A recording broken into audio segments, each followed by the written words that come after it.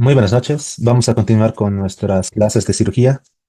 Para esta última clase de la semana vamos a terminar patología de estómago con úlcera péptica perforada, un tema que se encuentra dentro de la parte de abdomen agudo en nuestra lista de temas de la bibliografía de la residencia médica. Al día de ayer ya les había comentado que esta parte de úlcera péptica perforada se encontraba inserta prácticamente a la mitad de lo que es el capítulo o el tema de enfermedad ulceropéptica. Entonces habíamos abarcado toda la parte de enfermedad ulceropéptica el día de ayer hasta el tratamiento médico y en esta clase ya vamos a hablar del tratamiento quirúrgico, especialmente en el sentido de que el tratamiento quirúrgico está reservado para las complicaciones de la enfermedad ulceropéptica, como en este caso la perforada.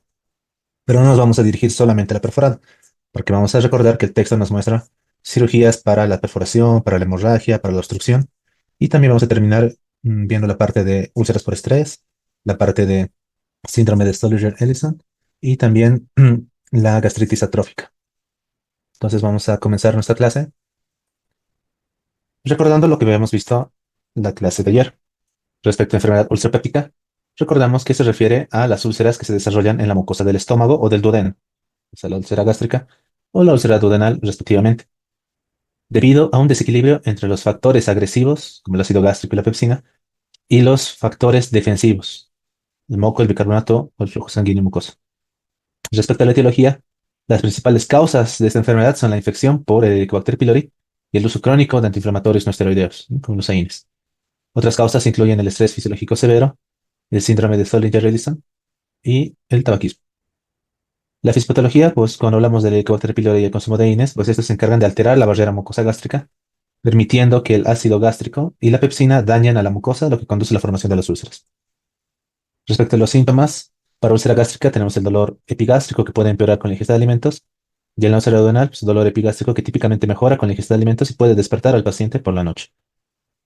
Respecto a las complicaciones, el texto nos mencionaba, ¿no? Las tres principales complicaciones son la hemorragia, como la complicación más común, presentándose con cuadros de hematemesis o la presencia de melenas.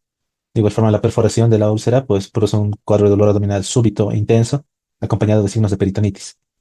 Para cuadros obstructivos, pues ya sea por edema en una fase aguda o cicatrización en una fase crónica, el cuadro obstructivo produce vómitos persistentes y pérdida de peso por la pérdida de la alimentación. Y aquí en nuestro resumen, pues se añade, ¿no? La parte de la penetración, considerando que la úlcera puede llegar a extenderse a órganos adyacentes causando dolor referido. Respecto al diagnóstico, tenemos los estudios de endoscopía, una endoscopía digestiva superior, en el cual nos permite observar, visualizar directamente las características de la mucosa, identificando las lesiones, las úlceras, y nos permite hacer también la toma de biopsias para descartar asociación con patología neoplásica, por tanto, es el método diagnóstico de elección. También tenemos las pruebas para detectar infección por Helicobacter pylori. Es una prueba de ureasa, una prueba rápida de ureasa, la biopsia endoscópica, la prueba del aliento con urea o también los laboratorios de antígenos fecales.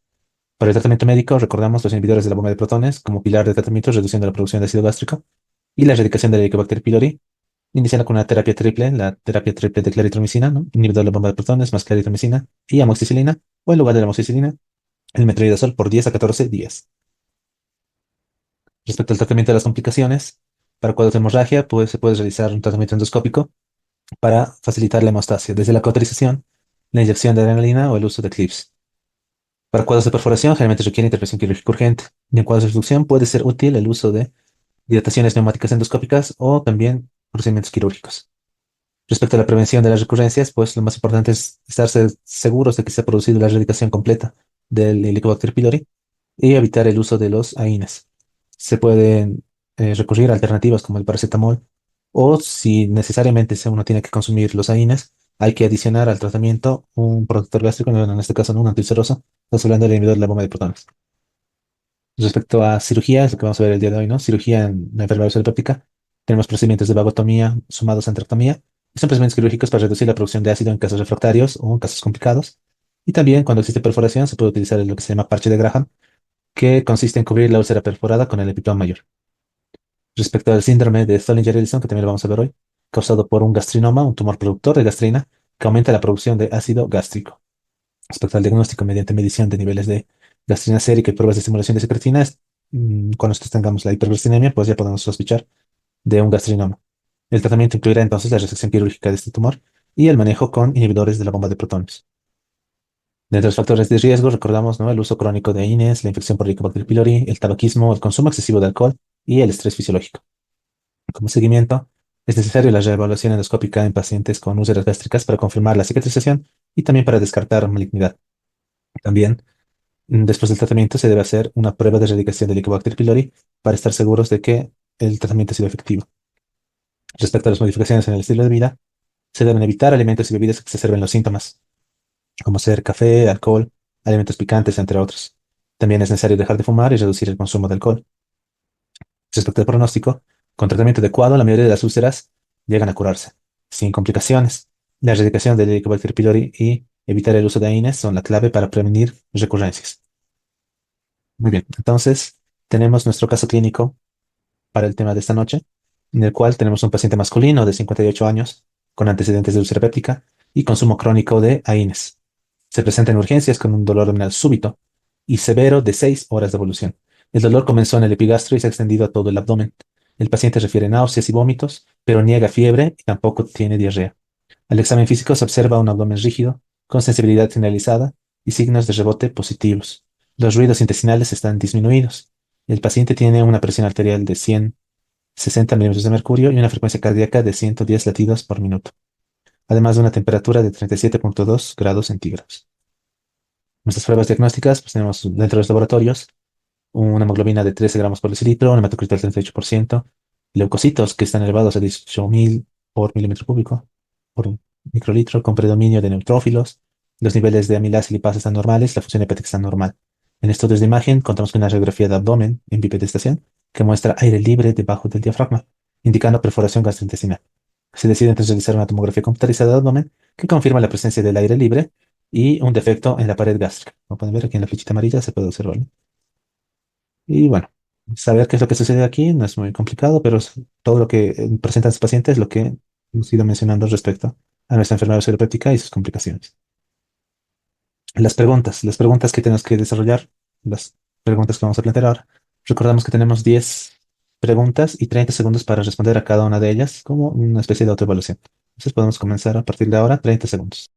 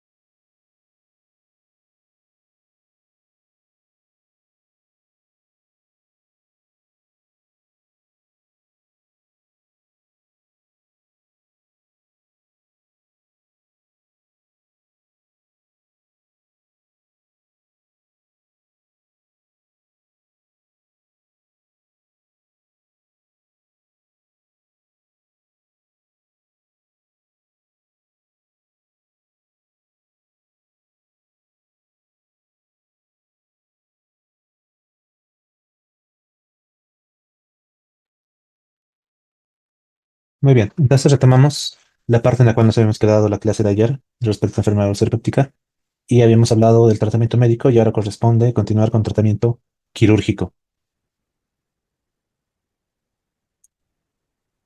Entonces, ¿cuáles son las indicaciones para la cirugía?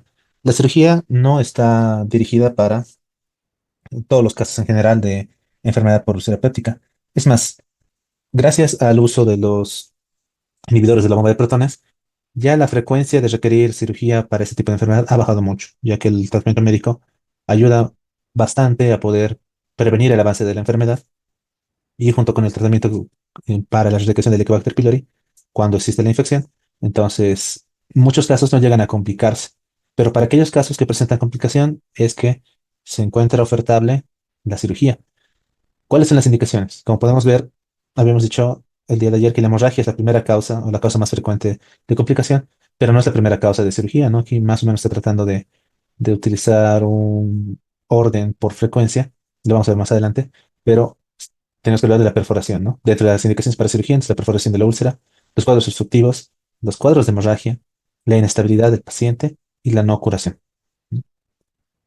Ahora, esta es una figura, una tablita que nosotros tenemos del texto. Es justamente el cuadro número 11 del capítulo 26, que nos dice los resultados clínicos de la cirugía de la úlcera duodenal y de la úlcera gástrica. Y aquí tenemos diferentes tipos de procedimientos. Tenemos el uso de vagotomía de las células parietales. Tenemos una vagotomía troncal más una piloroplastia, como también una vagotomía troncal más una antractomía. Y aquí vemos, ¿no? La tasa de mortalidad quirúrgica. En porcentaje podemos ver que no existe una alta mortalidad, ¿no? Solamente vagotomía son 0%, menos del 1%, un 1% para los procedimientos con piloroplastia y antroctomía. Las tasas de recurrencia están nomás en unos valores aceptables, no 5 o 15%. Cuando se realiza una vagotomía troncal con antroctomía, pues menos del 2%.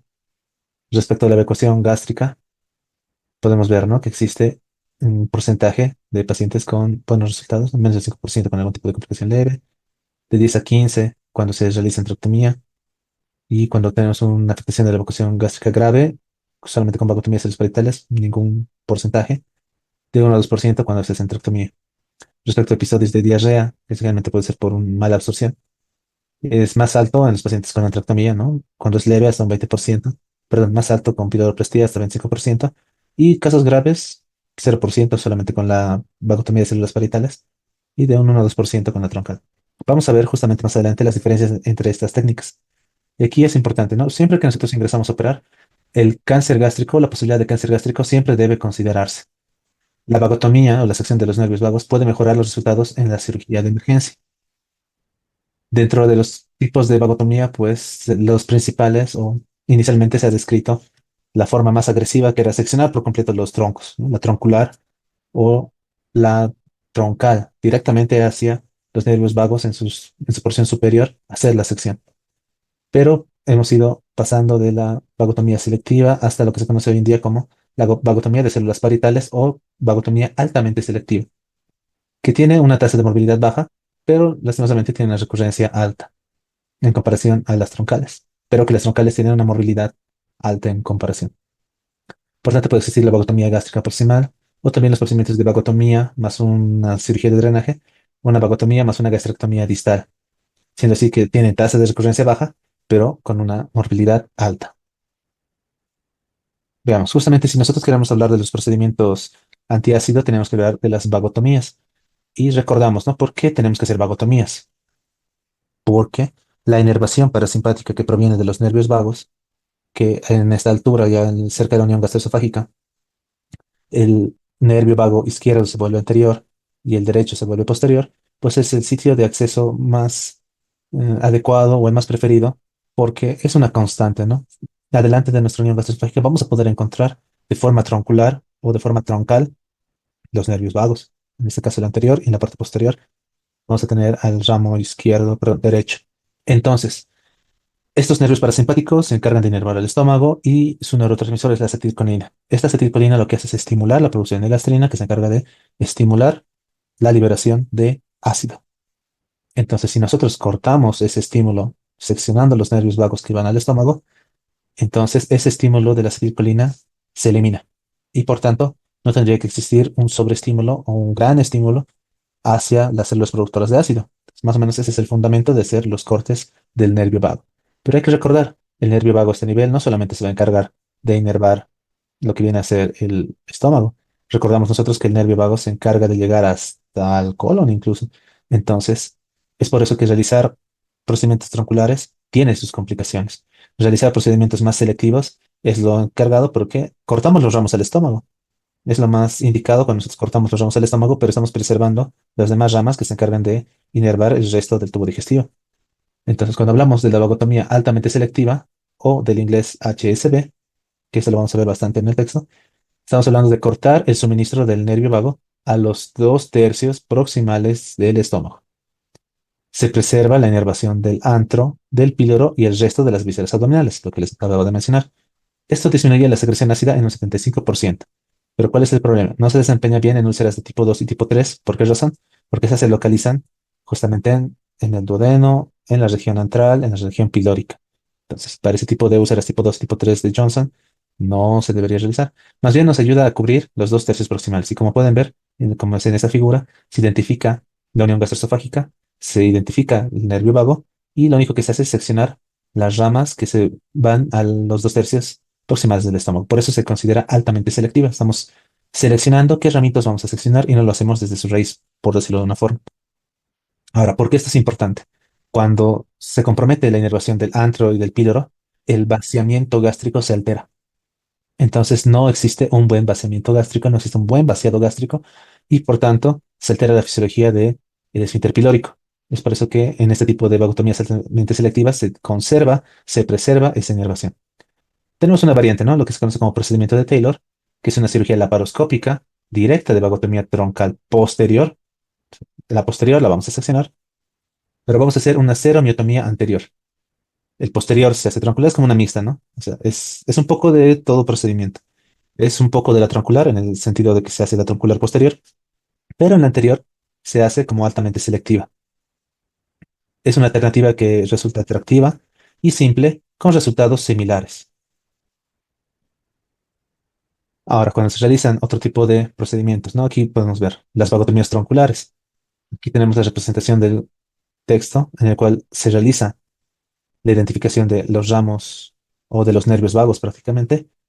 Se los toma, se los secciona, primero se los liga en ambos extremos y luego se los secciona y vamos a afectar todo lo que está por debajo. Entonces, como ya les había dicho, la parte del vaciado gástrico se altera en el tercio distal del estómago, hablando del antro pilórico y el píloro. Por tanto, es necesario realizar un procedimiento de drenaje. Entonces, a ese tipo de cirugía se llama vagotomía más drenaje paradigmático o en el texto B de vagotomía más D de drenaje. Aquí tenemos nuestra cirugía HSB o vagotomía altamente selectiva y tenemos ahora nuestra vagotomía más drenaje. Estamos hablando de ser una vagotomía troncular o troncal más una piloroplastía. Vamos a alterar la anatomía del píloro. O podemos hacer una vagotomía troncal más una gastroyeyonostomía, que sirve también de drenaje. ¿Cuáles son las desventajas de este procedimiento? Pues tiene efectos secundarios. 10% presenta una evacuación gástrica significativa o diarrea. Como vamos a hacer una piloroplastia, el píloro se va a mantener abierto más de lo que debería y por tanto el alimento va a poder pasar muchas veces sin ser digerido, mezclado, triturado por completo. Porque nosotros recordamos cuando habíamos visto el día miércoles nuestra clase de fisiología, muchas veces el píloro permite pasar el alimento, pero existe una retropulsión, ¿no? Desde el duodeno vuelve el alimento al antro pilórico para que continúe con su digestión y después vuelve a eliminarse.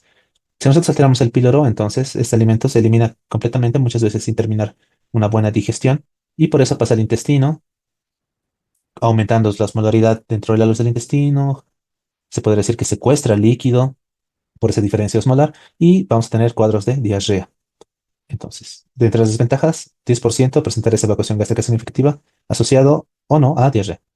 ¿Cuáles son las ventajas? Que se puede realizar de forma rápida y segura y es útil para el tratamiento de cuadros de hemorragia, de perforación y destrucción de las úlceras duodenales y gástricas, especialmente cuando hablamos de las úlceras tipo 2 y tipo 3 de Johnson, porque justamente se encuentran cerca de nuestro píloro, ¿no? Las duodenales, las pilóricas y las ántricas o antrales. Este es el otro tipo de procedimiento, ¿no? Aquí tenemos más o menos la representación de la vagotomía troncular. Aquí vamos a tener la gastroyeyonostomía, en la cual vamos a unir el estómago o esta parte de la curvatura mayor del estómago, la que se encuentra en la parte del antro, lo vamos a suturar al yeyuno. O sea, vamos a ascender una asa yeyunal y la vamos a suturar a ese nivel, ¿no? Entonces, como la vagotomía troncal elimina la inervación del mecanismo antropilórico, requiere una ablación o un bypass del píloro. ¿Eso qué significa? Este píloro no va a tener una buena función, por tanto, el alimento tendría que pasar directamente del estómago al yeyuno. Ese es nuestro drenaje, por eso se llama vagotomía más drenaje. Mediante ese procedimiento, como la gastrocitomy, una buena opción para pacientes con obstrucción de salida o que presenten también un duodeno enfermo, porque nos vamos a saltar el duodeno para que el estómago se vacíe directamente al yeyuno. Si existe una ulceración marginal, como una complicación potencial, también como la obstrucción de la asa ferente o eferente, o también puede producirse hernias internas o incluso esta invaginación intestinal como posibles complicaciones del procedimiento. En estos casos, pues también la piloroplastia es útil en casos de una úlcera duodenal hemorrágica o que tengamos también una cicatrización limitada. Aquí directamente lo que hacemos es unir el estómago con el yeyuno. Los ponemos lado a lado mediante una anastomosis lateral. Se abren ambas mucosas, ambas paredes y se suturan, ¿no? Como pueden ver. Entonces, la opción nos dice, ¿no? La piloroplastia es la opción para poder realizar un procedimiento de drenaje asociado a nuestra vagotomía troncular. Tenemos diferentes tipos. Estos son los tres tipos de piloroplastías que nos presenta el texto. La más frecuente, como menciona el libro, es la de tipo Hilnick-Mikulich, en la cual nosotros tenemos nuestro píloro y lo que vamos a hacer es una sección en este sentido, ¿no? Podemos decir lo que es en un sentido longitudinal, en sentido horizontal, perdón, con la característica de que si cortamos en ese sentido, vamos a suturar en el otro. ¿A qué me refiero? Si nosotros cortamos de esta forma y suturamos en la otra dirección, lo que estamos haciendo es que el píloro se haga ancho. Y eso es lo que nosotros queremos. Como el mecanismo se va a alterar, vamos a anchear, por decirlo de una forma muy vulgar, la luz del píloro para que no exista una alteración de limitación en el vaciado. Pero ¿cuál es la complicación? Podemos exagerar y el vaciado ya puede ser muy continuo y favorecer episodios de diarrea. Pero justamente este procedimiento de piloroplastia tipo Heinig-Mikulich es la más frecuente porque es bastante sencillo. Cortamos de este lado y suturamos en otra dirección. Con este tipo de sutura, ¿no? Como pueden ver, es sutura tipo Gambi, en la cual hacemos como un punto total y en la parte de la mucosa, yéndonos especialmente no solo la mucosa, estamos viendo que tenemos que alcanzar la submucosa y luego volvemos a hacer como un punto total para salir. Esos son los puntos o la sutura de Gambi. ¿Por qué nosotros vemos que nos menciona que esta piloroplastia es útil en los casos de una úlcera duodenal hemorrágica o de casos de cicatrización limitada? Porque si nosotros tenemos una úlcera que se encuentra en este sector, estamos hablando de úlceras tipo 2, tipo 3, si abrimos nosotros la mucosa, abrimos la pared, vamos a poder llegar a la úlcera y podemos tomar una biopsia y suturar. Podemos suturar la úlcera para que deje de sangrar y posteriormente continuamos con nuestro procedimiento de piloroplastia. Esa es la ventaja. En la piloroplastia tipo Fini, vemos que tenemos que colocar en esta posición al antro con el duodeno para hacer una sección no solamente ya longitudinal. Hacemos una sección o un corte también longitudinal, pero si se dan cuenta, la disposición de las estructuras es lado a lado y nuestro corte es como en una U invertida, diferente a la tipo Jabulai, en la cual son dos líneas paralelas, en la parte superior nosotros no la cortamos. En cambio, en la tipo Fini, sí se corta, lo que podríamos ver, una U invertida. Se corta, se secciona en esa dirección y de igual forma se sutura. Se obtiene el mismo resultado, que es poder tener un píloro con una mayor luz que permita el vaciado gástrico. La tipo Jabulai, lo que les decía, ¿no? Ya no hacemos una O invertida, sino más bien dos líneas o dos incisiones paralelas. Abrimos y suturamos de igual forma. Entonces son procedimientos de piloroplastia. Luego tenemos el otro tipo de procedimiento, que es la vagotomía más antrectomía. Y aquí en el texto lo vamos a ver como B de vagotomía más A de antrectomía. Nos recordamos. Tenemos nuestra cirugía HSB, del inglés vagotomía altamente selectiva. Vagotomía altamente selectiva. Vamos a tener nuestro procedimiento de vagotomía más drenaje o B más D.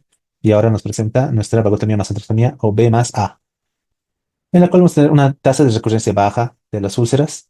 Se aplica en casos de complicaciones, en úlceras que no sanan, en úlceras que son recurrentes. Tiene un mayor riesgo de mortalidad quirúrgica y es irreversible. Debe evitarse en pacientes que están inestables hemodinámicamente, aquellos que tengan una inflamación extensa o que tengan una cicatrización cerca del duodeno proximal. Siempre es bueno adicionar una vagotomía en las úlceras de tipo 2 y tipo 3 porque recordamos que son las úlceras en las cuales existe hipersecreción ácida según nuestra clasificación de Johnson. Entonces, ¿en qué consiste? En realizar una antrectomía. Hacemos nuestra vagotomía, como se puede ver aquí en la parte superior de esta figura del texto, y lo que hacemos es cortar. Seccionar el antro gástrico. Como se puede ver aquí, queda solamente los dos tercios proximales, el tercio distal, lo seccionamos. Pero hay que realizar una continuidad gastrointestinal, no podemos dejarlo solamente sin antro y que ahí termine la cirugía. Tenemos que suturar el estómago a algo. Y ahí está descrita entonces la cirugía Birrot 1 y la cirugía Birrot 2, o la gastrectomía con un procedimiento Birrot 1, gastrectomía Birrot 2, en el sentido que la Birrot 1 se realiza una gastroduodenostomía. O sea, sacamos, de aquí podemos tener esta imagen, ¿no? Seccionamos o extirpamos nuestro antro y este duodeno que se encuentra aquí lo suturamos a lo que queda del estómago. Esa es la gastroduodenostomía. O la Birrot 2, que es más bien una gastroyeyunostomía, en la cual, como se puede ver acá, el duodeno, que vendría a ser más o menos lo que seccionamos a este nivel, lo cerramos. Aquí está cerrado. Y no lo vamos a suturar al estómago, más bien lo que vamos a hacer es subir una asa del yeyuno para suturarlo al estómago. Es diferente a este procedimiento de gastroyeyunostomía directamente porque aquí no hemos seccionado nada del estómago, solamente los hemos puesto lado a lado para suturarlos, anastomosarlos. En cambio, cuando se hace la antrectomía, tenemos que hacer el ascenso de una asa que generalmente se hace mediante una Y de Rux.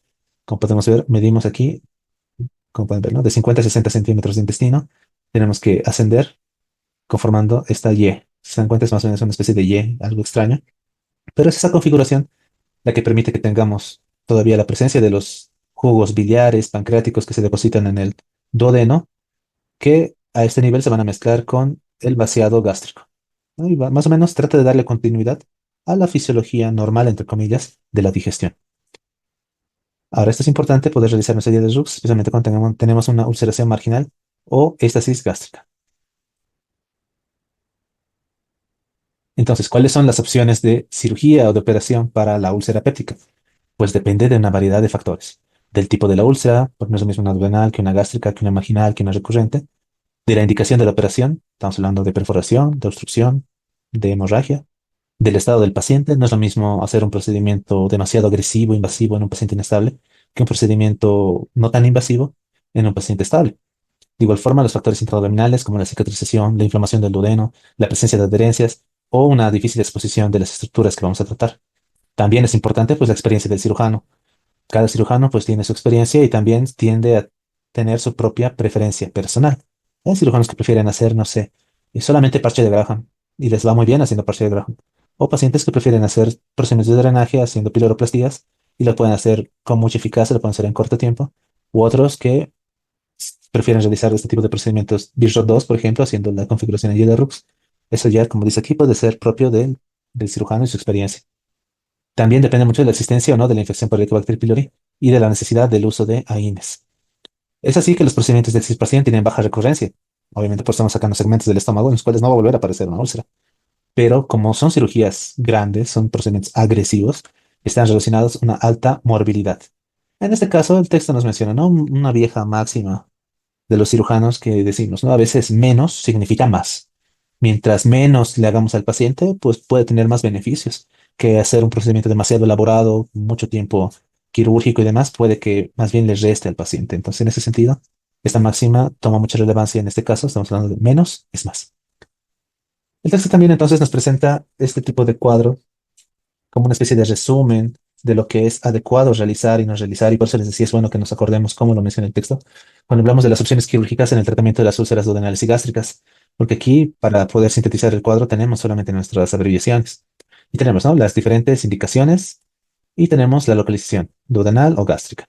Por ejemplo, si hablamos de un cuadro de hemorragia, tenemos tres opciones, desde la primera opción hasta la última opción. En una úlcera duodenal, en caso de hemorragia, en cirugía, la primera opción es solamente realizar un sobrehilado. Cuando hablamos de sobrehilado es ponerle un punto de sutura para controlar la hemorragia. A eso hablamos de sobrehilado. Lo mínimo, ¿no? Menos es más. Solamente sobrehilado. En cambio, si es gástrica, se realiza el sobrehilado y se debe asociar una biopsia. Porque recordamos, si estamos entrando a quirófano, tenemos que tener en mente que puede existir la posibilidad de cáncer. Por tanto, la toma de biopsia es mandatoria cuando estamos hablando de lesiones gástricas. Recordamos. Hemorragia, primera opción duodenal sobre hilado, primera opción gástrica sobre hilado de biopsia. Pero podemos llegar, si se dan cuenta, miren, hasta gastrectomía distal, caso gástrico. o una vagotomía con procedimiento de drenaje, y en el peor de los casos, una vagotomía con un procedimiento de antrectomía, ¿no? Una B más D o una B más A. De igual forma, en perforación, aquí vemos, primera opción, parche, en la duodenal. En la gástrica, biopsia y parche. Menos es más. Como última opción, gastrectomía distal. Como última opción, su parche, pero más una vagotomía más un procedimiento de drenaje. En casos de obstrucción, una vagotomía altamente selectiva más una gastroyeyonostomía para duodenales. ¿Qué tipo de procedimiento es ese? Es justamente este, lo que decíamos, ¿no? Tenemos un duodeno enfermo, un duodeno que se obstruye, un píloro, un duodeno que se obstruyó. Entonces, ¿qué podemos hacer? Hacer un procedimiento de vagotomía y asociarlo con un drenaje, en este caso una gastroyeyonostomía, ¿no? Gastroyeyonostomía, GIE, por el cual el vaciado se va a hacer directamente al yeyuno y vamos a saltarnos el duodeno enfermo. A eso se refiere, ¿no? Una obstrucción, una altamente selectiva más una gastroyeyonostomía. En una obstrucción gástrica, biopsia más una vagotomía altamente selectiva más su gastroyeyonostomía. En el peor de los casos, una gastrectomía distal. Cuando estamos hablando de intratabilidad o una úlcera que no cura, en duodenal, una, una vagotomía altamente selectiva. Y en el caso de una úlcera gástrica, una vagotomía altamente selectiva, más una extirpación en cuña del sitio de la úlcera. Como estamos hablando que vamos a extirparlo en cuña de la úlcera, esto cuenta como biopsia, porque todo lo que extirpamos mandamos a patología. En cambio, aquí solamente se tomaba biopsia. Aquí se extirpa toda la úlcera en cuña. Pero los casos es una gastrectomía distal. Entonces, más o menos, toda la parte de indicaciones de cirugía está resumida en esta tablita. Es el cuadro número 12 del capítulo 26. Y comenzamos con nuestras preguntas a resolver en la clase. Nuestra primera pregunta a resolver es, para la úlcera gástrica sangrante, el procedimiento quirúrgico preferido es,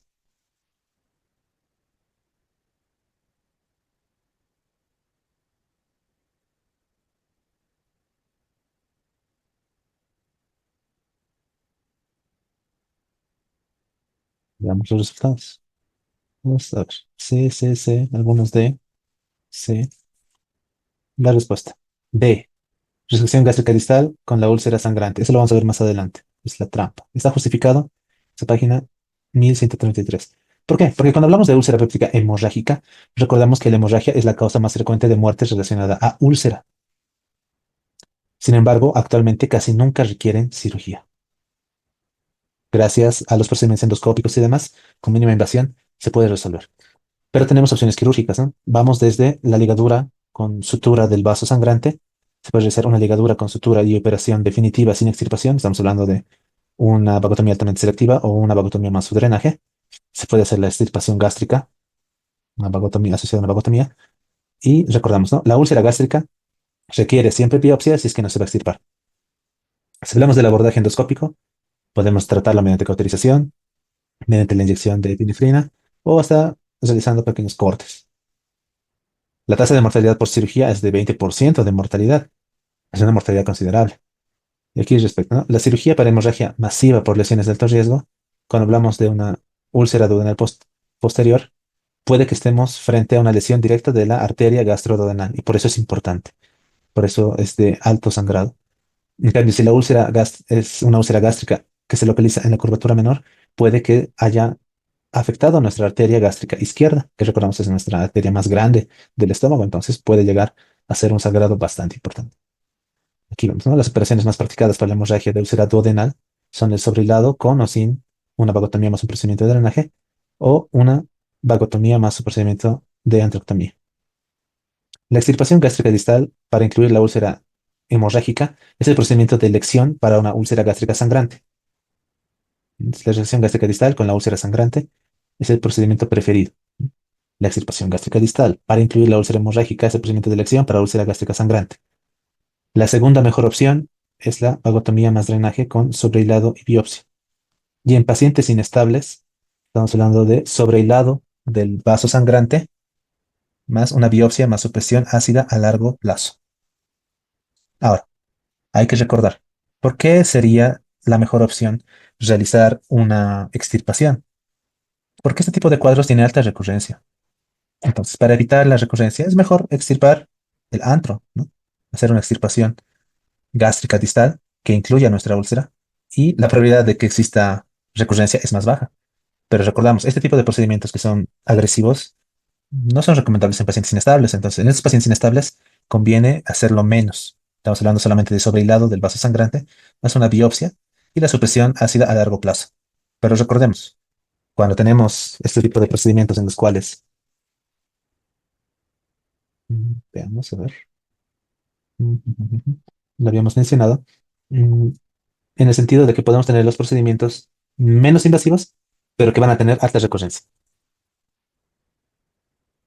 ¿no? Tenemos morbilidad baja, pero recurrencia alta en los procedimientos menos invasivos. En cambio, procedimientos de extirpación como la gastrectomía distal, tenemos una recurrencia baja, pero más bien una morbilidad alta. Entonces, eso es algo que hay que tomar en cuenta. Y es por eso que sí se explica este tipo de preguntas, ¿no? Es una pregunta un poquito rebuscada en ese aspecto. Es mejor la extirpación porque así vamos a disminuir la probabilidad de recurrencia, pero en pacientes inestables, con lo menos, es más que suficiente para no exponerle a mucho riesgo de morbimortalidad al paciente. En este caso, sobre el lado del vaso sangrante más su biopsia con su supresión ácida a largo plazo. Y aquí tenemos, ¿no? Estas tablas que nos presenta el texto como flujogramas de lo que es lo apropiado a realizar cuando estamos frente a casos específicos. Por ejemplo, aquí tenemos, ¿no? Ingreso hospitalario del paciente, un paciente con una úlcera péptica hemorrágica. Si el paciente está sangrando, pues tenemos que iniciar nuestra reanimación y comenzamos indicando inhibidor de la bomba de protones endovenoso con goteo continuo. Y de esa forma, este procedimiento, esto viene del inglés, ¿no? Es nuestro procedimiento endoscópico, nuestro esófago gastroduodenoscopía o nuestra endoscopía digestiva superior. Y aquí vemos, ¿no? Vemos que 20% de pacientes van a ser de alto riesgo y 80% van a ser de bajo riesgo. Y empezamos a preguntarnos, ¿no? ¿El paciente se encuentra en choque? Sí, no. ¿Requiere transfusión? Sí, no. En nuestra endoscopía hemos visto una hemorragia activa, sí, no. ¿Se ha podido localizar o es visible ese vaso sangrante en la endoscopía? Sí, no. Y vemos también, ¿no? Si es necesario la transfusión, ¿no? O tenemos alteraciones en nuestro laboratorio de TP, en nuestro laboratorio del tiempo parcial de tromboplastina, o nuestras plaquetas, vemos, ¿no? Laboratorios anormales, sí, no. Si la respuesta es no, generalmente se detiene la hemorragia y se le da al paciente supresión ácida de por vida y se le hace una prueba para Helicobacter pylori. Y además se le pide que se evite los AINES y la aspirina de ser posible. Este RX no es rayos X, hay que recordar que viene del inglés de receta, ¿no? Entonces es una forma de decir tratamiento para el texto. Recordamos que el texto está en inglés o proviene del inglés. Y entonces se le da el alta. Pero si la hemorragia se repite, volvemos atrás. Veamos, si tenemos un paciente inestable que nos ha marcado sí en nuestras preguntas de gravedad, se le da un tratamiento hemostático endoscópico y se consulta al cirujano. Y vemos, ¿no? Si la hemorragia se repite en el hospital. Si se le da un tratamiento endoscópico, lo ha valorado el cirujano y se ha detenido la hemorragia, continuamos con lo que ya hemos mencionado. A menos que se repita la hemorragia. Si se repite la hemorragia, volvemos a hacer un tratamiento hemostático endoscópico y vemos, ¿no? Si se detiene la hemorragia o si vuelve a presentar la hemorragia.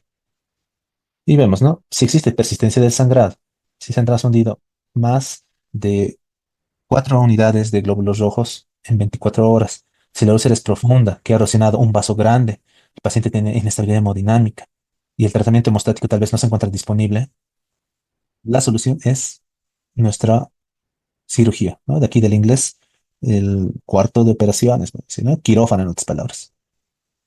Aquí tenemos otro tipo de organigrama, tenemos, ¿no? La operación para la úlcera péptica hemorrágica. Y nuestras preguntas, ¿no? ¿El paciente se encuentra hemodinámicamente inestable o tiene alto riesgo operatorio? Si no está hemodinámicamente inestable, nos preguntamos, ¿no? ¿Cómo estará en este caso, nos preguntamos cómo estará su índice de masa corporal? Si es menor a 21 o podemos preguntarnos el duodeno será difícil. Si nuestra respuesta es no y nos encontramos frente a una úlcera duodenal, tenemos nuestra cirugía, ¿no? Sobre el lado, más nuestra vagotomía troncular, más nuestro drenaje. O tal vez vemos si hay una opción de resangrado, ni modo. Sobre el lado, más antrectomía y vagotomía, si hay resangrado. Si nuestro paciente está estable, vemos que no tiene duodeno difícil y fue a una úlcera gástrica, nos preguntamos qué tipo de úlcera es en esa clasificación de Jones. Uno, 2, 3, gastrectomía distal. Tipo 4, tenemos las gastrectomías selectivas. Eso lo vamos a ver más adelante, ¿no? Diferentes tipos de procedimientos de gastrectomías parciales. En cambio, tenemos un paciente inestable, un paciente con alto riesgo operatorio, y nos preguntamos, úlcera duodenal sobrehilado, úlcera gástrica, tenemos que realizar nuestra biopsia, más en sobrehilado, o una extirpación en cuña. Aquí vemos, ¿no? Son los cuadros en los cuales hacemos menos porque el paciente está inestable. En cambio, si el paciente está estable y demás, podemos hacer procedimientos tal vez un poco más agresivos. Y aquí vemos, ¿no? Dentro del tratamiento donde tenemos nuestros asteriscos, como en el caso de una úlcera duodenal, úlcera gástrica, hay que añadir siempre el tratamiento con inhibidor del bombo de protones de por vida, o cuando hemos hecho una gastrectomía distal, añadir también nuestro vagotomía troncular para las úlceras de tipo 2 y 3, porque son las que se asocian a hipersecreciones. Más o menos ese es el flujograma que nos presenta el texto. Nuestra segunda pregunta, ¿cuál de los siguientes factores se relaciona de manera inextricable con la úlcera péptica perforada?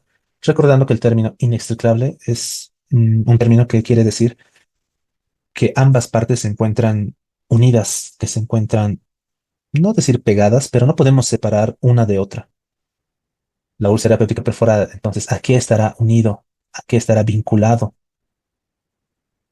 Vemos estas respuestas, justamente hacemos énfasis en eso, ¿no? El consumo de los AINES. Respecto a la úlcera péptica perforada, nuestro tema de esta noche. La perforación es la segunda complicación más frecuente de la úlcera péptica. Habíamos dicho, la más frecuente es la hemorragia, la segunda entonces es la perforación. Asociado, ¿no?, al uso de AINES y aspirina, que está relacionado de manera inextricable, especialmente en ancianos. Como les he mencionado en la clase de ayer, lastimosamente, pues los ancianos, las personas de tercera edad, sufren dolores crónicos, especialmente osteoarticulares, musculares, y recurren a los AINES o a la aspirina para tratar esos dolores crónicos, exponiéndose justamente a este tipo de complicaciones por enfermedad ulceropéptica. Entonces, debe sospecharse que los pacientes tienen una segunda úlcera o cáncer gastrointestinal. Siempre hay que revisar. Las opciones para el tratamiento quirúrgico de la úlcera duodenal perforada son el cierre simple con parche de Graham o parche triploico, el cierre con parche asociando una vagotomía altamente selectiva, o el cierre con parche de Graham asociando una vagotomía troncular más un procedimiento de drenaje. El cierre simple con parche es la operación realizada con mayor frecuencia para la úlcera péptica perforada.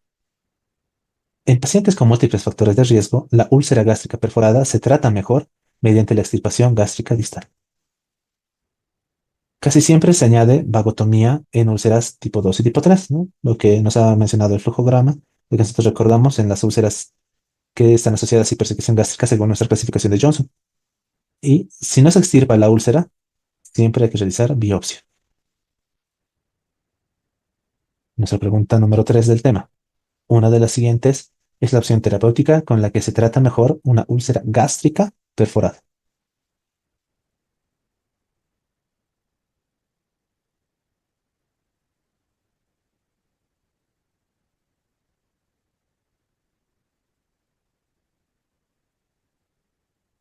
Veamos las respuestas. Inciso B, inciso B, inciso B, B, inciso A.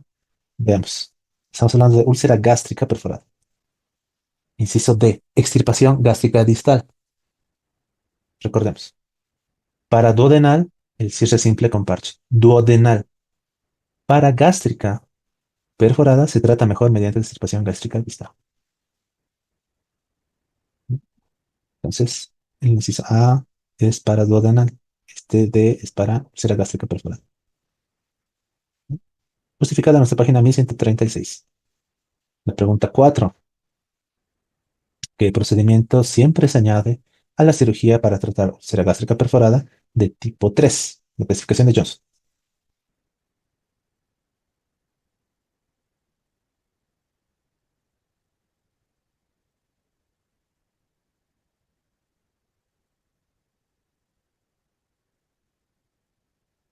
Veamos las respuestas. Aquí sí hay consenso, ¿no? Inciso E. La vagotomía, ¿no? Un procedimiento antiácido. Justificado en nuestra página 1136. Volvamos a revisar los flujogramas.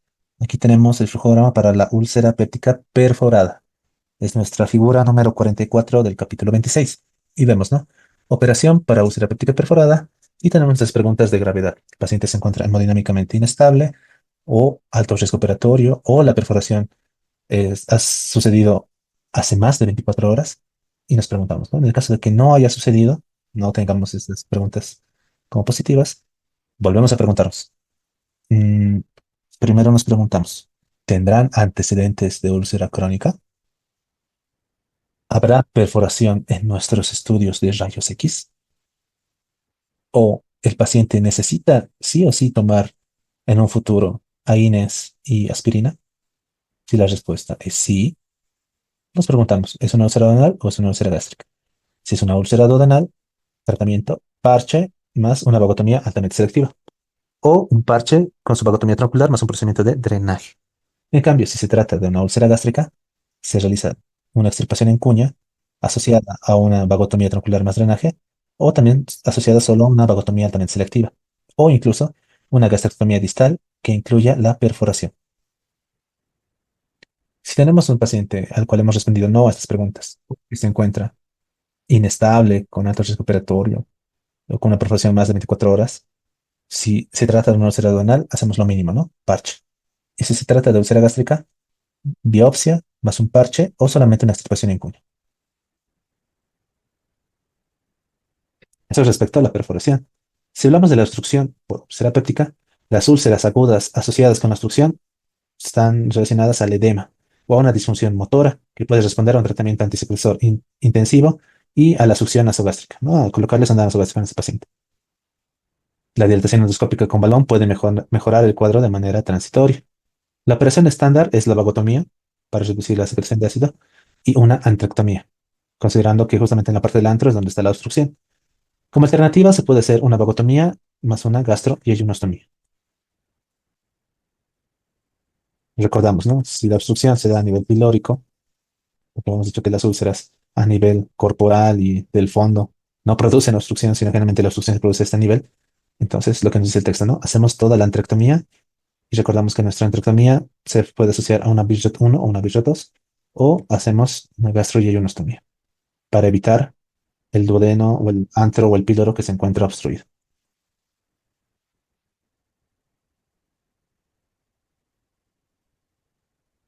El punto clave número 3 del capítulo 26. Si es posible, se evita la resección gástrica para la úlcera péptica en el paciente asténico o de alto riesgo. La úlcera péptica intratable o que no cicatriza, ¿qué tratamiento podemos seguir? Nos dice, ¿no? Se debe considerar el tratamiento quirúrgico en pacientes con úlcera péptica que no cicatriza o que es resistente al tratamiento, en aquellas úlceras grandes, mayores a 2 centímetros de diámetro, aquellas úlceras con complicaciones, obstrucción, perforación, hemorragia, y aquellas en las cuales se sospeche de malignidad. Y aquí tenemos este cuadrito, ¿no? Este cuadro del texto, que es el cuadro número 13, que nos dice diagnóstico diferencial de la enfermedad de la úlcera péptica resistente o que no cicatriza. Recordando que con un buen tratamiento con inhibidor de bomba de protones, modificando estilos de vida, evitando AINES, aspirina, se puede lograr la curación de las úlceras. Pero ¿qué sucede cuando esta úlcera no sana a pesar del tratamiento? Tenemos que pensar primero que puede tratarse de un cáncer, ya sea gástrico, puede ser pancreático, puede ser duodenal, a una infección persistente por Helicobacter pylori, cual tengamos pruebas falso negativas, y en esos casos, cuando tengamos pruebas falso negativas y no mejora nuestra úlcera, pues podemos considerar iniciar un tratamiento empírico para Helicobacter pylori. Si tenemos un paciente, posiblemente tenemos un paciente que no cumple las indicaciones, ¿no? No toma la medicación prescrita o tiene un consumo subrepticio, o sea, oculto. Él nos miente, ¿no? Le preguntamos, ¿usted toma AINES? Y dice, no, pero él más bien sigue tomando AINES. Esa puede ser la causa de que nuestra úlcera no mejore, no cicatrice. También puede tal vez estar asociada a algún trastorno de la motilidad o podemos estar frente a un gastrinoma, ¿no? A nuestro síndrome de Zollinger-Ellison. Ahora, esta es la figura del texto, que es la figura número 45, que nos muestra los diferentes tipos de procedimientos para tratar úlceras gástricas cuando hablamos de gastrectomías parciales. Tenemos, ¿no? Desde solamente la extirpación de la úlcera, como una extirpación en cuña, procedimiento de entrectomía, el procedimiento de Puchet, el procedimiento de Kelly-Madlener y el procedimiento de Sendes con la reconstrucción de Rux. Recordando, bueno, que las úlceras de tipo 1 o las de tipo 4 no requieren agregar una vagotomía. Las úlceras de tipo 4 suelen ser difíciles de extirpar como parte de una gastrectomía distal. Entonces, esta es la razón por la cual podemos tener diferentes tipos de técnicas quirúrgicas para las lecciones que son más proximales, ¿no? Como pueden ver, aquí hay un tipo de entrectomía que se asciende hasta el sitio de nuestra úlcera proximal Y de igual forma aquí, ¿no? Casi una subtotal con siempre el compromiso de la lesión. Eso respecto a las cirugías, el tratamiento quirúrgico de nuestra enfermedad ulcerpéptica. Ahora, si hablamos directamente de lo que viene a ser el síndrome de Solinger-Ellison, vamos a recordar que se debe justamente a la hipersecreción de gastrino. Casi siempre esta hipersecreción de gastrina es por un tumor neuroendocrino duodenal o pancreático, el llamado gastrinoma. 80% de los casos son esporádicos, ya que son lesiones solitarias y sensibles a un tratamiento quirúrgico. 90% de los casos logran la curación. El otro 20% son cuadros hereditarios, donde vamos a tener lesiones múltiples con una curación quirúrgica difícil. Este tipo de lesiones múltiples, que son con un trasfondo genético hereditario importante, van a estar dentro de la familia de los tumores, ¿no? De tipo NEM o NEM tipo 1, asociado a tumores paratiroideos, hipoficiarios, pancreatoduodenales. Consideran que el gastrinoma es el tumor más frecuente en pacientes con las neoplasias NEM tipo 1 y están asociados a un 50 a 60% de malignidad, con una supervivencia a 5 años con enfermedad metastásica solo del 40%. Pero es importante recordar que el 80% de los tumores primarios del gastrinoma se encuentran en lo que se conoce como el triángulo del gastrinoma. Y esta es justamente una figura, ¿no? Del triángulo del gastrinoma. Es la figura número 47 del texto del capítulo 26, en la cual podemos ver dónde se localiza. Bueno, nosotros tenemos que hacer este triángulo en lo que viene a ser la unión del conducto cístico con el conducto hepático común. Más o menos podría ser a esta altura, ¿no? Imaginemos que aquí está el hígado y aquí está la vesícula, entonces el límite superior va a ser esa unión del conducto cístico con el conducto hepático común, o sea, el nacimiento del conducto colédoco. Abajo tenemos que encontrar lo que viene a ser la unión de la segunda porción con la tercera porción del odeno. Segunda, tercera, ¿no? De aquí arriba, aquí abajo. Y como el otro límite tendríamos la unión de lo que conocemos con el cuello y el cuerpo del páncreas. Más o menos esas son las zonas que delimitan nuestro triángulo del gastrinoma, el lugar donde en 80% de los casos se encuentra el gastrinoma. ¿Cuáles vendrían a ser nuestros diagnósticos diferenciales? Una úlcera péptica recurrente o resistente, pacientes con diarrea secretora, hipertrofia rugosa gástrica, esofagitis con estenosis, úlcera hemorrágica o perforada, úlcera familiar, úlcera péptica con hipercalcemia o la presencia de un tumor neuroendocrino gástrico. Estamos hablando del tipo carcinoide. ¿Cuáles van a ser los síntomas más frecuentes de este síndrome? El dolor epigástrico, puede existir enfermedad por reflujo gastroesofágico y también la diarrea. 90% de estos pacientes van a presentar úlceras pépticas en el duodeno proximal y como una ubicación atípica, ¿no? La ubicación atípica es la que induce la sospecha. Entonces, pacientes con síndrome de Solinger-Ellison y tumores, ¿no? Neoplasias del NEM tipo 1 se diagnostican generalmente entre los 20 y 30 años. También está conocida una variante, ¿no? Nuestro síndrome de Solinger-Ellison esporádico que se diagnostica a los 40 a 50 años. Tenemos esta figura que nos presenta el texto, que es nuestro flujograma, algoritmo diagnóstico de la hipergastrinemia, en la cual nosotros empezamos buscando, ¿no? Identificando una gastrina sérica que se encuentra elevada. Y aquí vamos a empezar a medir nuestro pH gástrico y también vamos a medir nuestra producción basal de ácido. Si vemos que se encuentra bajo, tenemos que buscar, ¿no? Puede ser una gastritis atrófica, una anemia perniciosa, puede estar incluso en relación a una insuficiencia renal. Y también buscamos, ¿no? Tendrá una cirugía gastrointestinal previa, ya sea una vagotomía o una extirpación masiva de intestino delgado, puede ser. Y en caso de anemia perniciosa, si pensamos en una gastritis atrófica, debemos confirmar, ¿no? De lo que puede ser una infección por Helicobacter pylori.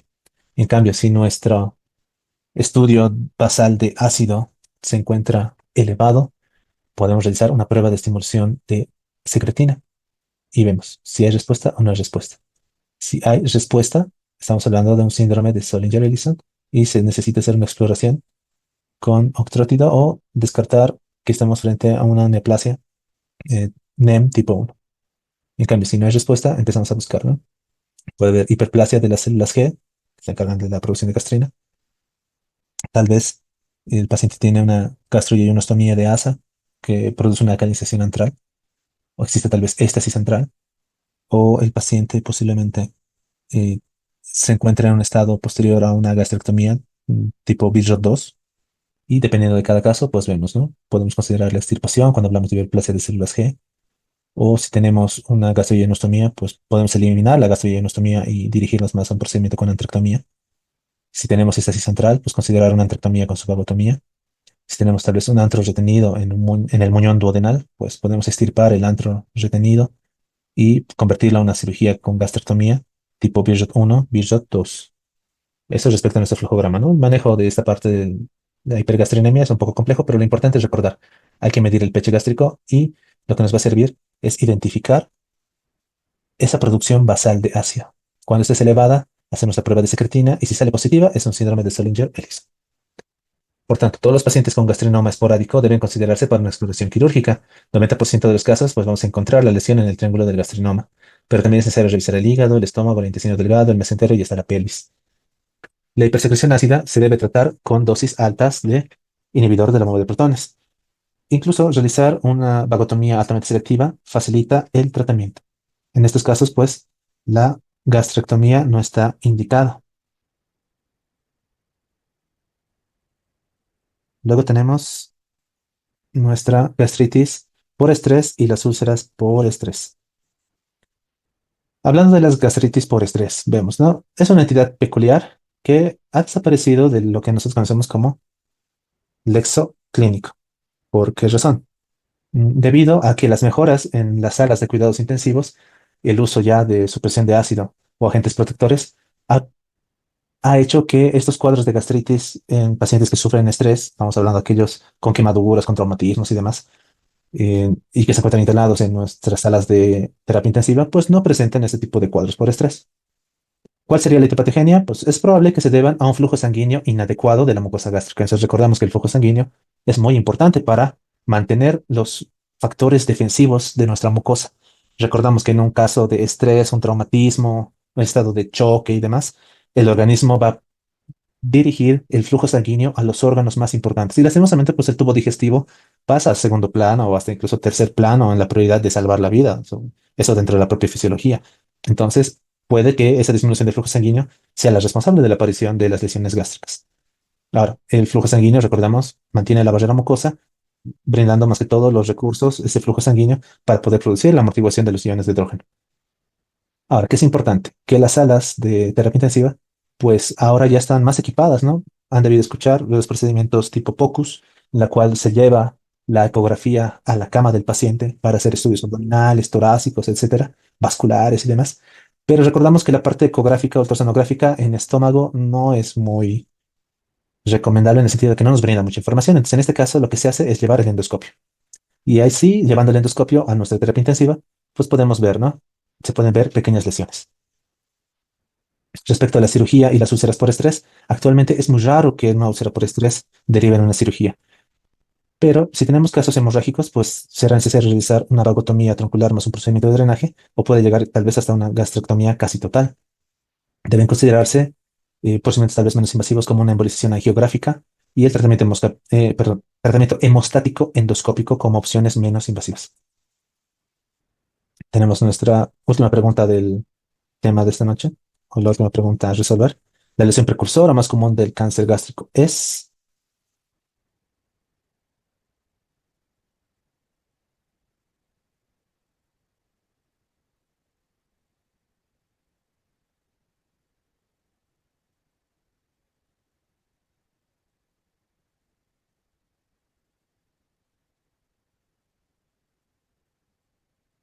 veamos las respuestas. Arroba incluso. Veamos. Justamente la respuesta es el inciso A, la gastritis atrófica por anemia perniciosa. Veamos. Esto justificado en nuestra página 1140. Y ya terminando esta parte del texto, pues vamos a hablar de la gastritis atófica. Que vemos, ¿no? La atrofia o desaparición de las glándulas gástricas y la pérdida de células parietales y principales es lo que se conoce como gastritis atrófica.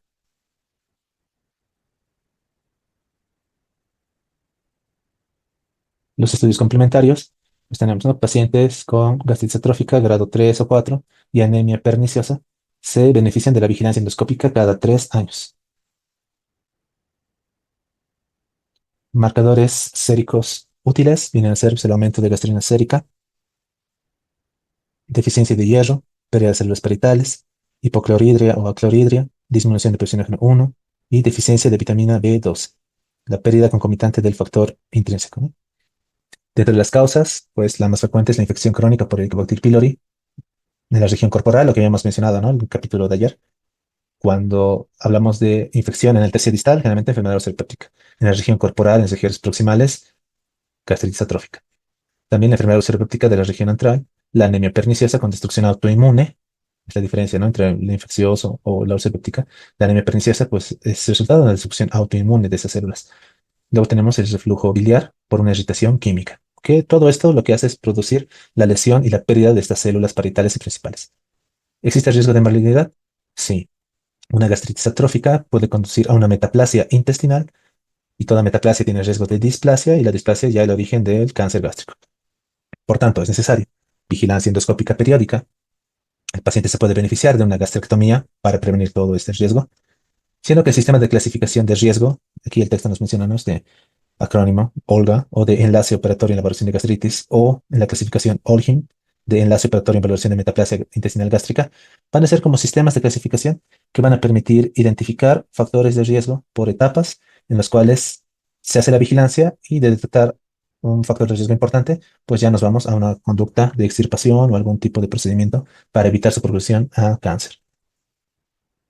Muy bien. Eso respecto a lo que nos presenta el texto a toda la enfermedad ulceropéptica. Hemos visto también la parte de complicaciones, la enfermedad ulceropéptica perforada o la úlcera péptica perforada, el tratamiento quirúrgico y pues también hemos terminado con la gastritis atrófica, con el síndrome de Solinger-Ellison y lo único que quedaría pendiente sería la parte de neoplasia, ¿no? Eso que se va a ver en nuestra semana o los capítulos de cáncer de nuestra bibliografía. Entonces ya para ir terminando nuestra clase de esta noche vamos a realizar la resolución del caso clínico con el cual hemos comenzado viendo, ¿no? Que teníamos un paciente masculino de 58 años con antecedentes de úlcera péptica. Entonces, el paciente ya tenía úlcera péptica. Aparte, tiene un consumo crónico de AINES. Y lo que hace ahora es presentar un cuadro no insidioso, sino más bien un cuadro de dolor abdominal súbito, de gran intensidad, severo, de pocas horas de evolución, estamos hablando de solo 6 horas de evolución, que generalmente comenzó, bueno, que este dolor comenzó en el epigastrio y se ha extendido por todo el abdomen. Al examen físico, pues un abdomen rígido, eso ya nos empieza a llamar la atención cuando hacemos un examen físico. Y los signos de rebote, ¿no? Esos ya son signos de peritonismo, de irritación peritoneal. Aquí es importante, nuestro paciente, por el tema del dolor especialmente, se encuentra taquicárdico y existe ya también una elevación de la temperatura. Las pruebas diagnósticas, ya los leucocitos, ¿no? Leucocitosis con neutrofilia. Y en la imagen, lo que habíamos visto también el día de ayer, tenemos nuestros rayos X con neumoperitoneo, ¿no? Aire debajo del diafragma. Se le hace una tomografía para tener un estudio mejor detallado en el cual se observa el defecto en la pared gástrica. Y entonces es una úlcera gástrica perforada. Muy diferente al caso del día de ayer, ¿no? Ayer era un caso más crónico, insidioso, no tenía este tipo de alteraciones en el examen físico. En cambio, en una complicación, en este caso la perforación, tenemos datos de abdomen agudo, ¿no? Tenemos datos de irritación peritoneal. Comenzando a responder las preguntas que se plantearon al principio del capítulo, tenemos, ¿no? ¿Cuál es el síntoma más característico de la enfermedad ulceropéptica perforada? Pues el dolor abdominal súbito y severo. El dolor abdominal súbito y severo es el síntoma más característico de una úlcera péptica perforada debido a la irritación peritoneal causada por la salida del contenido gástrico a la cavidad. La pregunta 2. ¿Cuál de los siguientes factores es un riesgo significativo para el desarrollo de úlceras pépticas? Inciso B. El consumo crónico de AINES. El consumo crónico de AINES es un factor de riesgo significativo para el desarrollo de úlceras pépticas debido a la inhibición de la síntesis de prostaglandinas protectoras en la mucosa gástrica. 3. ¿Qué hallazgo radiológico es más indicativo de perforación gastrointestinal? El aire libre bajo el diafragma, pneumoperitoneo, ¿no? La presencia de aire libre bajo el diafragma en una radiografía de abdomen es indicativo de perforación de víscera hueca o perforación gastrointestinal. Pregunta 4. ¿Cuál es el manejo inicial más apropiado para un paciente con sospecha de úlcera péptica perforada? Inicio de fluidos intravenosos y antibióticos. El manejo inicial de una úlcera péptica perforada incluye la estabilización del paciente con los fluidos y el inicio, pero con fluidos intravenosos, y el inicio de antibióticos de amplio espectro para prevenir infecciones peritoneales. 5. ¿Qué intervención quirúrgica es la más indicada para una úlcera péptica perforada? Inciso C, un cierre primario de la perforación y lavado peritoneal, ¿no? La intervención quirúrgica más indicada es el cierre primario de la perforación gástrica y el lavado peritoneal para eliminar el contenido contaminado. Vemos que esta es una pregunta bastante general, ¿no? Porque habla de úlcera péptica. Aquí no nos está especificando una úlcera gástrica tipo 3 o una úlcera gástrica en la curvatura menor o una úlcera duodenal. Entonces, esta es una pregunta bastante general, entonces también la respuesta es bastante general. Si la pregunta fuese más específica, entonces la respuesta tendría que ser también más específica. ¿Cuál es la causa más común de perforación úlcera péptica? La infección por Helicobacter pylori. La infección por Helicobacter pylori es una de las causas más comunes de ulceración péptica y las úlceras pueden complicarse con perforación. Pregunta 7. ¿Cuál es el papel de los inhibidores de la bomba de protones en el tratamiento de las úlceras pépticas perforadas? Bueno, recordamos, ¿no? Los inhibidores de la bomba de protones se encargan de reducir la producción de ácido gástrico. Los inhibidores de la bomba de protones reducen la producción de ácido gástrico, ayudando a prevenir la progresión de la úlcera, facilitando la curación. Y también en estos casos, ¿no? Si ya hemos resuelto un caso de perforación de úlcera péptica, si no tratamos con inhibidor de la bomba de protón, el riesgo de que recidive el paciente con una nueva perforación es mayor. Pregunta 8. ¿Cuál de los siguientes es un síntoma de sepsis secundaria a la perforación de úlcera péptica? Inciso A, hipotensión. La hipotensión es un síntoma de sepsis que puede ocurrir secundaria a la perforación de una úlcera péptica debido a la infección peritoneal generalizada. Pregunta 9. ¿Qué prueba de imagen es la más adecuada para confirmar la perforación de una úlcera péptica? Inciso C, una tomografía computarizada de abdomen. Y recordamos, ¿no? La radiografía como tal, cuando existe neumoperitoneo, nos menciona perforación de víscera hueca, pero no nos dice si específicamente es una úlcera péptica. En cambio, la tomografía computarizada de abdomen es la prueba de imagen más adecuada para confirmar la presencia de una perforación y evaluar la extensión del daño. Se puede observar en algunos casos la solución de continuidad en la pared gástrica, como en nuestro caso clínico. Pregunta 10. ¿Cuál es el pronóstico a largo plazo para los pacientes que reciben tratamiento adecuado para una úlcera péptica perforada? Inciso B, una alta tasa de recurrencia sin tratamiento preventivo. Los pacientes que reciben tratamiento adecuado pueden recuperarse completamente, pero tienen una alta tasa de recurrencia si no reciben un tratamiento preventivo, como la erradicación del Helicobacter pylori y el uso de inhibidores de la bomba de protones a largo plazo. Muy bien. Ahora, para finalizar ya nuestra semana de patología de estómago, vamos a realizar un resumen de la úlcera péptica perforada. Veamos, una úlcera péptica perforada es una complicación grave de la enfermedad ulcerosa péptica, en la cual una úlcera en el estómago o duodeno atraviesa toda la pared gástrica, permitiendo la fuga del contenido gástrico al peritoneo. Las úlceras duodenales son más comunes que las gástricas. La perforación es una complicación que ocurre aproximadamente en 12-10% de los pacientes con úlceras pépticas. La infección por Helicobacter pylori, el uso crónico de AINES, el tabaquismo, el consumo excesivo de alcohol y el estrés fisiológico severo se consideran factores de riesgo. La presentación clínica, pues tenemos un cuadro de inicio súbito de dolor abdominal intenso, generalmente en el epigastrio, que puede irradiarse a todo el abdomen, y el dolor suele ser constante y se acompaña de signos de peritonitis. Respecto a los signos físicos, vamos a tener un paciente con abdomen rígido o un abdomen en tabla, con sensibilidad generalizada. Los pacientes pueden presentar signos de choque, como taquicardia y hipotensión. Para el diagnóstico tenemos inicialmente esta radiografía de abdomen, que puede mostrar aire libre diafragmático, el nemoperitoneo, que es indicativo de perforación, y una tomografía que es sensible y específica, mostrando el aire libre y también la localización de la perforación. Respecto al laboratorio, pues tenemos un hemograma completo con leucocitosis, tiene que haber neutrofilia, desvío a la izquierda. Tenemos en la química sanguínea, pues alteraciones electrolíticas, puede haber signos de sepsis.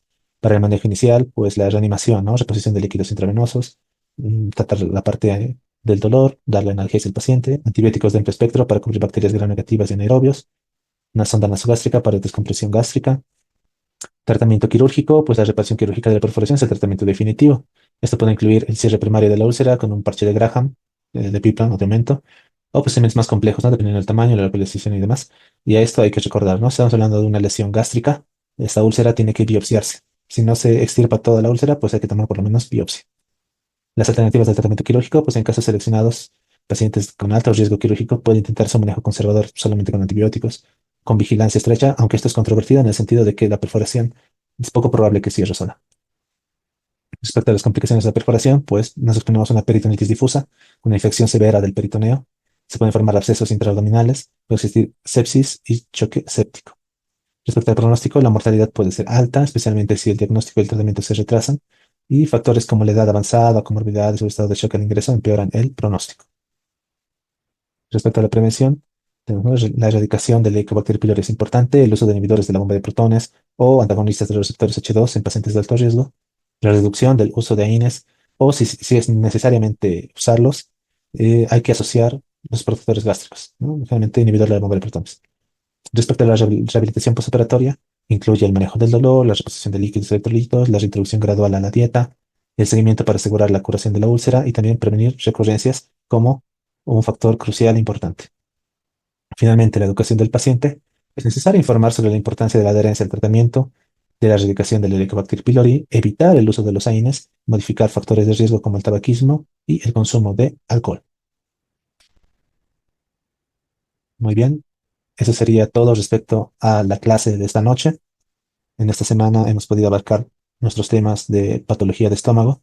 Para la siguiente semana ya vamos a comenzar con nuestra semana de patología de intestino delgado. Vamos a tener nuestra clase introductoria de intestino delgado y nos vamos a ver el día martes a las 7 de la, bueno, 7:30 de la noche, ¿no? En el horario habitual. Permítanme unos minutos para que pueda compartirles las diapositivas de la presentación y así pueden completar sus diapositivas en PDF que se encuentran con espacios. Y pues eso sería todo, ¿no? Si no tenemos más preguntas. Por ejemplo, aquí tenemos una pregunta. ¿Por qué en la actualidad se dejó de usar antagonistas H2? Más que todo por los efectos adversos, ¿no? Los efectos adversos y tomando en cuenta de que los inhibidores de la bomba de protones pues tienen un efecto que es más conservado, o sea, tienen un buen efecto en la parte de supresión de ácido porque intervienen directamente en la bomba de protón. La bomba de protones que se encarga justamente de la producción y liberación de ácido. En cambio, los receptores H2 más bien actuaban en lo que viene a ser los receptores histamina, considerando que la histamina es la que se encarga también de estimular a la gastrina, pero como que lo hace por otra vía, ¿no? En cambio, los inhibidores de la bomba de protones van directamente a la bomba de protones. Pero también, como les digo, tienen unos efectos adversos que algunos pacientes no toleran. Entonces, tienden a tener mayor adhesión los inhibidores de la bomba de protones. Además de que, como el texto menciona, con el uso de inhibidores de la bomba de protones, pues se tienen muy buenos resultados. Se puede llegar incluso a la curación de las úlceras cuando estas ya han sucedido, pues pueden curar incluso con el tratamiento supresor de ácido. ¿Qué analgésicos podríamos usar? Mm, no vamos a tratar de utilizar AINES, ¿no? Podemos intentar utilizar otro tipo de medicamentos, dependiendo, tal vez podemos irnos hacia tramadol como una buena opción. Y siempre en estos pacientes es bueno limitar el uso de AINES. Estamos hablando de no usar metamizol, no utilizar diclofenaco, etcétera. Entonces, hay que buscar otras alternativas, ¿no? Por ejemplo, el texto nos decía, podemos utilizar paracetamol como un analgésico que no tiene un efecto tan lesivo a nivel gástrico.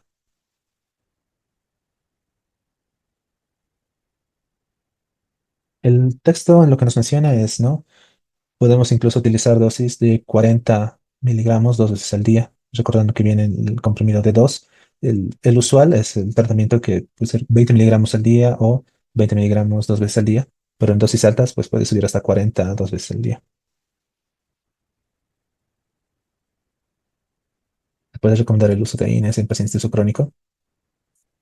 El texto dice, si necesariamente el paciente tiene que consumir AINES, hay que asociarle un inhibidor de la bomba de protones. Es más, si uno va a indicar AINES a pacientes con factores de riesgo, y uno de los factores de riesgo más simples es un paciente de la tercera edad o arriba de 60 años, es necesario asociarle un inhibidor de la bomba de protones.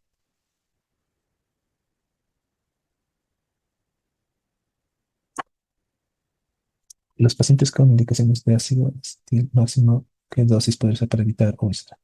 De igual forma, el texto menciona, ¿no? Respecto a aspirina, hasta 325 miligramos al día.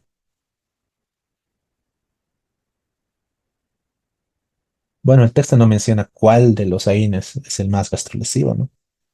Pero en general habla de los AINES por su efecto en general, en la inhibición de las COX y su efecto en la producción de prostaglandinas y el efecto posterior en el flujo gástrico.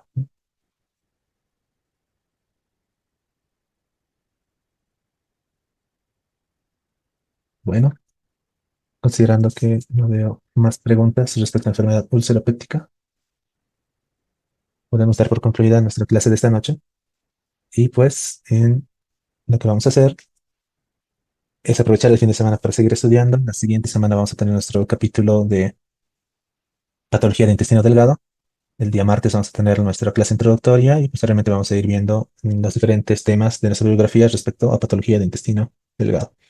Que tengan muy buenas noches, que tengan un buen fin de semana, aprovechen para seguir estudiando y pues nada, nos vemos la siguiente semana. Gracias por su atención.